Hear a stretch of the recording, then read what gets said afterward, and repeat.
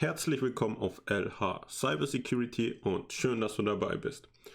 Kommen wir jetzt zum Modul 10, Abfrage von Informationen. Es gibt natürlich immer eine Request, also eine Anfrage, und eine Response, also eine Antwort. Um eine Antwort zu erhalten, muss natürlich erstmal eine Anfrage geschickt werden. Das ist jetzt hier der Fall. Also wir schicken eine Anfrage, wir wollen Daten vom Steuergerät Nummer 2, vom Server.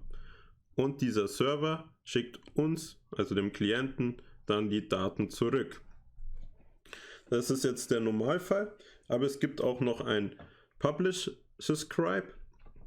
Und hier werden nämlich eine Broadcast-Adresse verwendet, wie wir vorher schon gelernt haben, werden da alle Geräte angesprochen.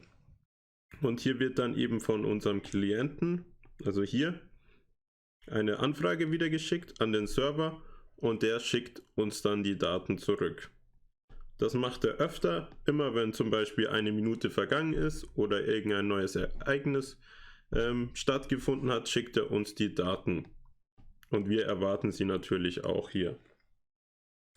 Genau, das war der Unterschied zwischen den zwei Typen.